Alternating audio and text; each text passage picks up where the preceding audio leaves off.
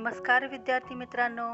इयत्ता 5वी विषय परिसर अभ्यास भाग 2 पाठ क्रमांक 1 इतिहास म्हणजे काय. मुलांनो, इतिहास म्हणजे काय याची आपण या पाठामध्ये माहिती करून घेणार आहोत. इतिहास म्हणजे भूतकाळातील घटनांचे ज्ञान करून देणारे शास्त्र.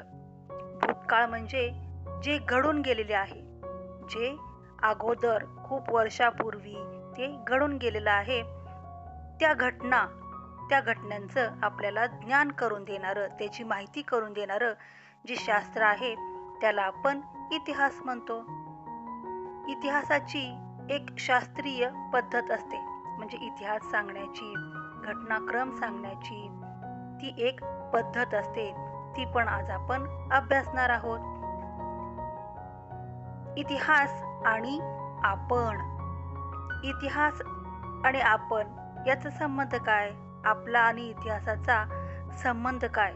आपण इतिहास का शिकायचा किंवा इतिहासातील घटनांचा ज्ञान आपण का करून घ्यायचं? हे इतिहास आणि आपण याचा संबंध या पाठामध्ये सांगितलेला आहे. भूतकाळ आणि भविष्यकाळ याचाही आपण आज अभ्यास करणार आहोत. 1.1 इतिहास भूतकाळातील घटनांचे ज्ञान करून देणारे शास्त्र. गेल्या वर्षी 4थ्या इयत्तेत आपण छत्रपती शिवाजी महाराजांचे चरित्र आणि त्यांचे स्वराज्य स्थापनेचे कार्य यांचा अभ्यास आपण केला. शिवाजी महाराजांच्या जन्मापूर्वीचा काळ म्हणजे आजपासून सुमारे 400 वर्षापूर्वींचा काळ, यालाच आपण 400 वर्ष जुना किंवा 400 वर्षापूर्वी होऊन गेलेला काळ असेही म्हणू शकतो. आपण व्यवहाराच्या सोयीसाठी काळाचे वेगवेगळ्या पद्धतीने भाग पाडत असतो. भूतकाळ, वर्तमान काळ, भविष्यकाळ. आता थोड्या वेळापूर्वी, थोड्या वेळानंतर किंवा आज, काल, उद्या, या वर्षी, पुढील वर्षी इत्यादी शब्दप्रयोग करताना आपल्या नकळत आपल्या मनातल्या मनात काळ मोजत असतो. म्हणजे आत्ता, आज, या वर्षी या शब्दांनी लक्षात येणारा काळ म्हणजे वर्तमान काळ. थोड्या वेळापूर्वी, काल, गेल्या वर्षी इत्यादी शब्दांमुळं भूतकाळ आपल्याला समजतो. आणि थोड्या वेळानंतर, उद्या, पुढील वर्षी असे शब्दप्रयोग आले की आपल्याला हा भविष्यकाळ आहे असे समजते. निघून गेलेला काळ म्हणजे तो भूतकाळ, घडून गेलेला, मागे झालेला. आणि आत्ताचा चालू क्षण म्हणजे वर्तमान काळ. आणि भविष्यकाळात तो अजून यायचा असतो, अजून तो घडलेला नसतो, म्हणून तो भविष्यकाळ असतो. भूतकाळात अनेक घटना घडून गेलेल्या असतात. उदाहरणार्थ, आता आज आपले वय 10 वर्ष असेल तर आपल्या जन्माची घटना भूतकाळात 10 वर्षापूर्वी घडली असा त्याचा अर्थ होईल. म्हणजे तुम्ही भूतकाळात 10 वर्षापूर्वी जन्म घेतला.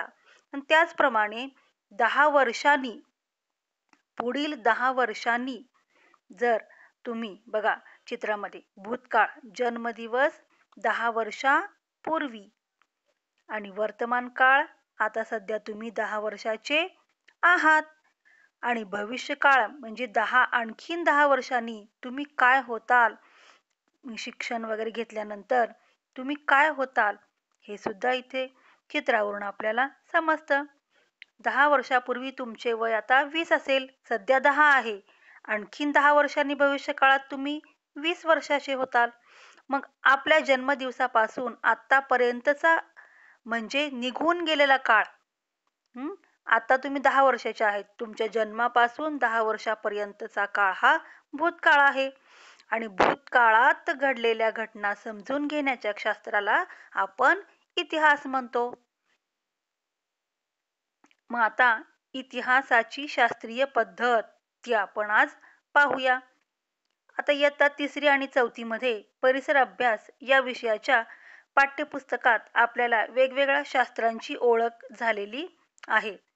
आपण कोणताही पुरावा प्रत्यक्ष प्रयोगांच्या कसोट्यांवर पुन्हा पुन्हा तपासून पाहता येणे हे या शास्त्राचे वैशिष्ट्य आहे. म्हणजे पुरावा प्रत्यक्ष गोष्ट घडून गेली की त्याचा पुरावा, काहीतरी पुरावा आपल्याला प्रत्यक्ष ती गोष्ट आहे की नाही, हे खरे आहे की नाही, हे ठरवण्यासाठी, ती विश्वास ठेवण्यासारखी आहे की नाही, यासाठी त्याला एक शास्त्रीय पद्धत असते.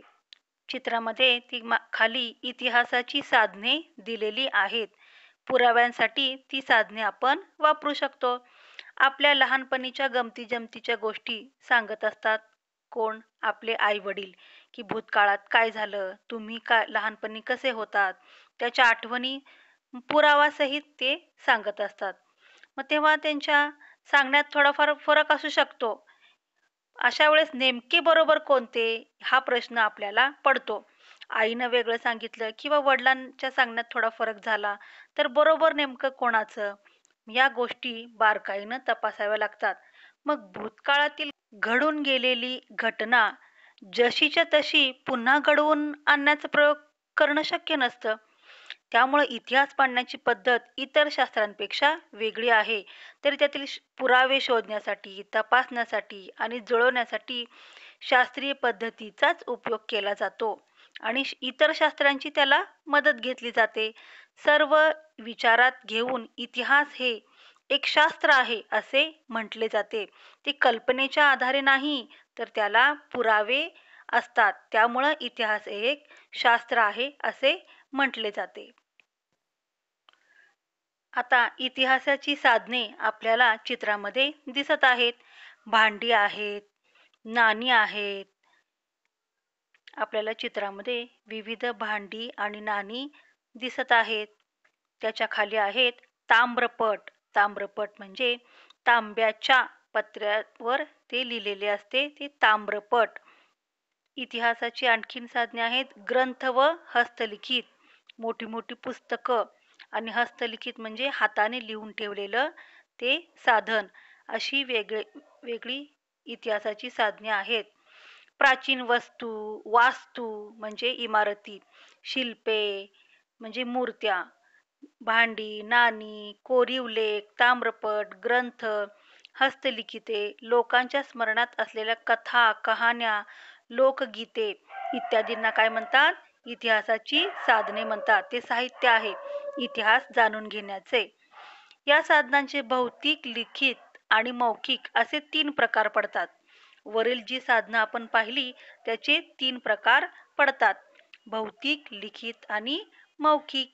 मग ही साधने कशासाठी वापरायची? तर इतिहासात नेमके घडून गेलेल्या गोष्टी यांचा शोध, पुराव्यांच्या खरे-खोटेपणाची कसून तपासणी करण्यासाठी ही साधने आपण वापरू शकतो. आणि भूतकाळातील घटना क्रमवार जुळवून इतिहासाची मांडणी केली जाते. ही शास्त्रीय पद्धत आहे. इतिहास आणि आपण याचा संबंध काय ते पाहूया. शास्त्रांच्या अभ्यासामुळे आपल्याला अनेक प्रश्नांची उत्तरे मिळतात. पर्यावरणशास्त्र, ज्याप्रमाणे पर्यावरणाची हानी, प्रदूषण यासारखे प्रश्न आपण त्याचा तिथे अभ्यास करतो. त्या शास्त्रामध्ये आपल्याला त्याची माहिती मिळते. मग इतिहासामध्ये आपल्याला भूतकाळातील घटनांची माहिती मिळते आणि त्याचा अभ्यास आपण इतिहासात करत असतो.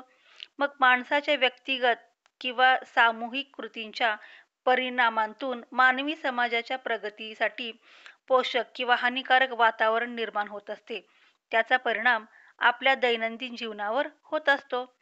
एखाद्या गावातील लोक एकजुटीने एकमेकांच्या सहाय्याने जेव्हा सगळी कामे पार पाडत असतात, तेव्हा गावाचा विकास उत्तम रीतीने होतो. परंतु गावातील लोकांमध्ये काही कारणाने एकजूट झाली नाही, तर मात्र गावाच्या विकासात अडथळे निर्माण होतात. भूतकाळातील मानवी समाजाचे विचार, कृती आणि कृतींचे परिणाम यांचा शोध घेऊन अनेक प्रश्नांची उत्तरे इतिहास शोधतो. म्हणजे इतिहासात घडून गेलेल्या गोष्टी ह्या आपल्याला खूप काही शिकून जात असतात. त्याचा परिणाम आपल्या मानवी जीवनावर, प्रगतीवर होत असतो. मग मानवी समाजाच्या प्रगतीसाठी इष्ट काय, अनिष्ट काय हे आपल्याला कळतं. म्हणजे भूतकाळात ज्या गोष्टी घडल्या, त्यात चुका काय झाल्या, त्या चुका पुन्हा भविष्यकाळात होऊ नये यासाठी इतिहासाचा अभ्यास आपण केला पाहिजे. भूतकाळात होऊन गेलेल्या थोर व्यक्तींच्या चरित्रांतून स्फूर्ती आणि प्रेरणा मिळवून देण्याचे कार्यही इतिहास करतो. म्हणजे जे थोर वीर शूर इतिहासात होऊन गेले त्यापासून प्रेरणा घेऊन आपण भविष्यकाळात त्या त्याप्रमाणे वाटचालही करू शकतो. त्यांचे गुण आपण घेऊ शकतो. माणसाच्या जीवन पद्धतीत आपण बदलही करू शकतो. प्रत्येक गावाचा, जिल्ह्याचा, राज्याचा, देशाचा स्वतंत्र इतिहास असतो. आपलं गावापासून ते पर्यंत वेगवेगळ्या वेगवेगळा इतिहास आपण अभ्यासू शकतो. जलाशय, प्राणीसृष्टी, माणूस या सर्वांचाही स्वतंत्र इतिहास असतो. फक्त गावाचा नाही, तर पृथ्वीवरील डोंगर, दऱ्या, नद्या या सर्वांचाही एक वेगळा इतिहास असतो. आता भूतकाळ आणि भविष्यकाळ. मग भूतकाळ, वर्तमान काळ, भविष्यकाळ हे विविध घटनांच्या अखंड साखळीने जोडलेले असतात. हं? भूतकाळ, वर्तमान काळ आणि भविष्यकाळ ही एक साखळीच असते काळांची. स्वातंत्र्य मिळवण्यासाठी भारतीयांनी इंग्रजांविरुद्ध लढा दिला. 15 ऑगस्टला 1947 रोजी आपला भारत देश स्वतंत्र झाला. असे म्हणता येईल की स्वातंत्र्य प्राप्ती ही घटना स्वातंत्र्य लढा या कृतीचा परिणाम आहे. आपल्याला स्वातंत्र्य का मिळाले? कारण स्वातंत्र्य लढा झाला, स्वातंत्र्यासाठी लढले, थोर वीर हुतात्मे झाले म्हणून आपल्याला स्वातंत्र्य मिळालं. ही भूतकाळातील कृतींवर भविष्यकाळ हा अवलंबून असतो. हे आपण इतिहासाच्या अभ्यासातून शिकलो. फार पूर्वी काळी मानवाने आसपासच्या परिसरात उपलब्ध साहित्यातून हत्यारे निर्माण करण्याची कला आत्मसात केली. अग्नीचा वापर कसा करायचा हे शिकून घेतलं. हे तंत्र भूतकाळातील आहे. अग्नीचा शोध, हत्यार शोध, चाकाचा शोध हे सगळं भूतकाळात शोध लागले म्हणून आपण त्याचा वापर आज वर्तमान काळ आणि भविष्य काळात देखील करणार आहोत. पुढच्या पिढ्यांनी अशा गोष्टींमध्ये भर घातली.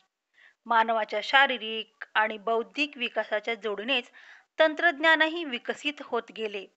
म्हणजे चाकाचा शोध लागला, पण त्या चाकाचा उपयोग करून नवनवीन शोध लागले गेले. त्या चाकाचा उपयोग करून वेगवेगळ्या गाड्या निर्माण झाल्या, त्याचा वापर झाला, नवीन शोध शक्य झाले. अग्नीचा वापर, अग्नी आपल्याला चित्रात दिसल्याप्रमाणे भूतकाळात शोध लागला अग्नीचा. आणि मग त्या शोधावरून अनेक नवनवीन शोध पुन्हा निर्माण झाले. चूल चूल हा अग्नीच्या शोधावरून चूल निर्माण झाली. त्या चूल नंतर सूर्याच्या उष्णतेचा उपयोग करून सौर चूल निर्माण झाली. तंत्रज्ञानात विकसित होत गेलं तंत्रज्ञान. कॉम्प्युटर युग निघालं, वेगवेगळे नवीन तंत्रज्ञान आपण शिकलो. मुलांनो, आज आपण इतिहास म्हणजे काय, भूतकाळ आणि भविष्यकाळ, इतिहासाची शास्त्रीय पद्धत, इतिहास आणि आपण याचा आपण आज अभ्यास केला. मुलांनो, हा पाठ वाचा आणि समजून घ्या. व्हिडिओ आवडला तर लाईक करा आणि चॅनलला सबस्क्राईब करा.